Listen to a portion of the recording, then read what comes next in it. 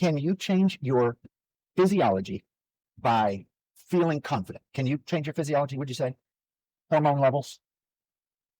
Yeah, you can, which is bizarre. They did a study, and they do the study, and they had these people spit into a little vial, and they test testosterone levels and cortisol, and they had them stand in either a power pose, like this dominant power pose, shoulders open, confident, chin up. They had them stand like that for 2 minutes, or stand or sit, withdrawn, all power loss pose for 2 minutes. And 2 minutes, then they had them gamble if they wanted to, and answer a few questions, and then they had them spit in another thing and tested their testosterone and cortisol levels. Now, how does standing for 2 minutes affect your physiology like that? It's mind-boggling, but it's so true. And we've all had little instances where we've realized, that went really well, or that didn't go well. And it's all in kind of preparation and how we feel about it. And so the testosterone level in the power pose folks, they could choose 5, 1 of 5, 2 of 5 poses. And after they chose that 2 minutes, the testosterone went up in everyone. The cortisol went down in everyone. And every sunken in person, that with powerless pose, cortisol went up and testosterone went down 10%, barely, but it went down. Now that's mind boggling after that brief of a time. The feeling confident people had a 3 to 1 odds more chance that they would gamble, because when we're hitting, when we're rolling, we're confident. Hey man, I'm gonna win this one. And I do that too. And sometimes when you're not, you're like, oh, I don't want to play. Well, guess what? It matters. Now here's the question. Can that have an effect on our life? I mean, do you think you could really change your life by a silly power pose, like standing a certain way? And that's ridiculous, right? So they did a study in Berkeley, California, and Harvard. These 2 women worked together, and they looked at a couple things. They looked at, okay, if we have someone get in this power pose, they go do a job interview, and these interviewers are trained to do 5 minutes of no feedback whatsoever. They just sit there and look at you like they're not nodding, they're not anything. I mean, they say it's worse than being heckled. It's like quicksand. You don't know if you're doing well. You don't know if you're not doing well. They just blankly kind of stare at you. No nodding, no nothing. And 5 minutes, they said it was a rigorous interview. Well, they had some of the participants in a open, power pose, feet up on the desk. I don't have shoes on. I'm not going to put my feet up on the desk, but feet up on the desk, cocky, So confident is, there's Miss Taylor. So confident is shoulders back, chin up, and there's certain things, feet, shoulders width apart, like a good stance, palms showing. Now, if you want to be dominate over someone, then you go in with your handshake and you go down. You go 45 degrees down. That's a dominant thing. I've had people do that to me. It's like, dude, what are you doing? And so you can either be submissive and go underneath them, or you can, do it back to them and straighten them up. But it's weird that would have any effect. They say, like caveman, right? Like a long time ago, you could see people, if you saw people walking across the horizon, across the hilltop, you could tell by their gait. What do you think you could tell by the way they were walking? A group of people walking way in the distance. I mean, you could tell if they were being chased. You could tell if they were in a hurry. You could tell if they were scared of something. You could, running from something. You could tell so much by the way they carried themselves, by the way they walked. And I thought, that's bizarre. That's nonverbal, totally nonverbal, just your gait. Then they first did a study on, they had people watch physicians interact with a patient for 30 seconds, no audio, just silent interaction of a physician and a patient for 30 seconds. Now, of that, they graded certain things. These participants graded certain things. And the niceness of the physician was a 100% predictor of them getting sued by a patient. The niceness, not competence, not do they know what the heck they're doing. The niceness was a 100% corollary to malpractice suits against that doc. Now, isn't that crazy? Niceness. I mean, why? Why niceness? Someone help me with niceness. That's bizarre. You are saying you are less likely to get sued, correct? They could predict who was nice. They weren't. It turned out it was exactly who wasn't going to get sued and who wasn't nice, based on not hearing anything and 30 seconds of watching the interaction, just watching this interaction for 30 seconds, and then saying who was nicer, who was this, that, and niceness was correlated to being sued. Isn't that crazy? I think it's because they think a nice guy is going to give in real quickly, and they're afraid of a-holes. Turns out if they believe you did your best, and they think, well, you tried your best and we had a bad outcome, then that's not negligent behavior, right? That's not, you're a nice guy. They don't wish ill will upon you. And that was a stronger corollary than them not liking you. You were, they were very egotistical and spoke down to the patient and were condescending. Then they don't like that, and they're going to sue you.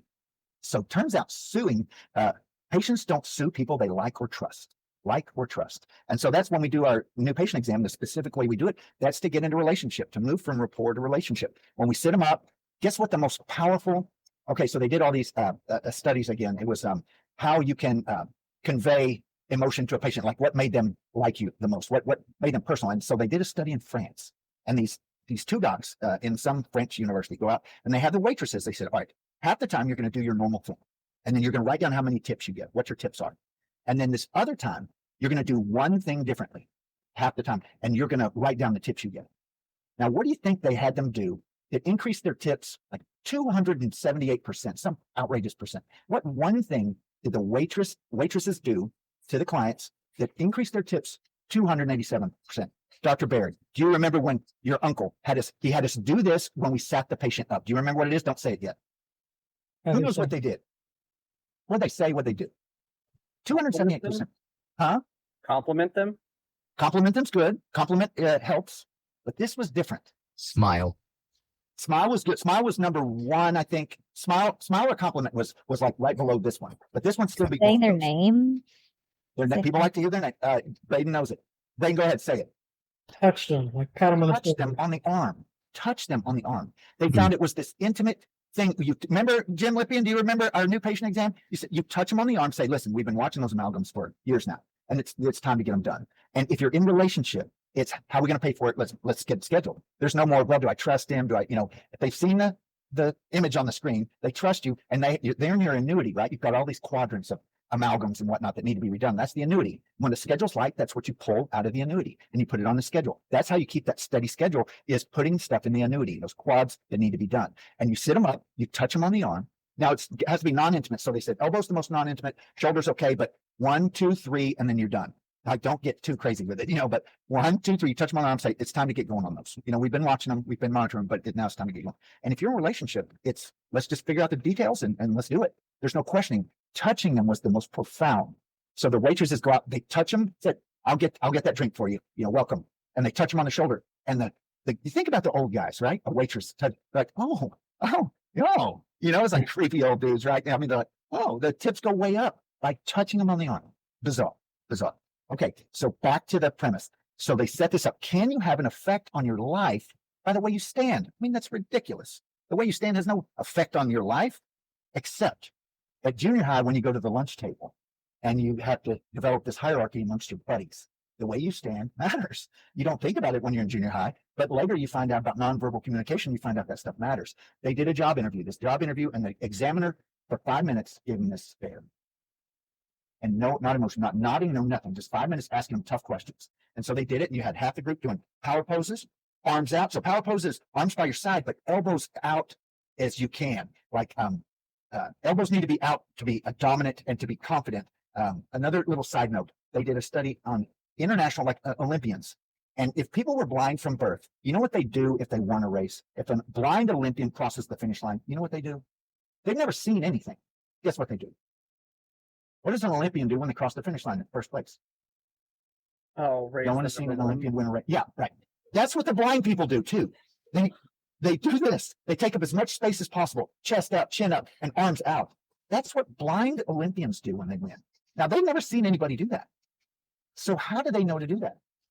It's in us, guys. It's programmed in us. The way we see the people on the horizon, and we can tell if they're chasing something, if they're being chased, if they're in a hurry, we can tell so much from them. It's built within us. So it turns out we have nonverbal communication that matters way more than verbal. And we're just not using it. We're not aware of it. So here's what we're going to do. If we look at that job interview, 5 minutes, what do you think happened? So first of all, they do the 5-minute job interview. Half of them are in this power pose. Half of them are in a, diminutive, trying to be as small as possible. You put your hand up. Those people in class that, they put their hand up like this. And then the confident ones in the middle of the class, like, hey, yeah, right here. That's me. But the other ones are, and so you're trying to get either as small as possible or as large as possible. Think about the animal kingdom. What does a cat do when he's going to attack something? If he pops up, he turns sideways, he tries to make himself appear larger. How about a cobra? What does he do? Right? He makes himself appear larger, more intimidating. And so it's throughout gorillas, same thing, chest out, big, everybody's elbows out, and they try to make themselves take up as much space as possible to be intimidating. Now, that's the funny thing about all that is we do the same thing when a blind person wins a race, they do that. So we need to reference the animal kingdom for a lot of this stuff, but it's bizarre in that the power poses after the 5-minute job interview, they had evaluators who knew nothing of the experiment. They don't know anything other than someone's having a job interview and they don't know any details. And one of the funny things they found was everyone in a power pose, every single one in the study, I can't remember how many it was, they said, we'd hire that person. Not knowing, competence had nothing to do with it. Confidence had everything to do with it. They were in a power pose. I mean, they were in this confident pose. They were showing, palms. Palms, they say, if you have a weapon, you can have a weapon, supposedly, and therefore palms not exposed is kind of makes you stand back a little bit. But if your palms are exposed, the person, it's disarming. And another bizarre one, if someone covers their neck, they're protecting themselves, which is like human, what we did a long time ago, protecting ourselves. That's weird. But if people are, they'll hold their neck there, that's to protect yourself. Hugging themselves. Like mom and dad hugged them when they were little, made them feel comfortable. They get uncomfortable or they don't like something and they fold their arms. They're hugging themselves. And it's bizarre to think about, but they're shown you cannot convince someone crossing their arms is on the magnitude of some outrageous number chance they're going to not say yes. So you have to make them uncross their arms. So how do you make someone uncross their arms? You can hand them something. You can do a lot of things, but you have to get someone to uncross their arms.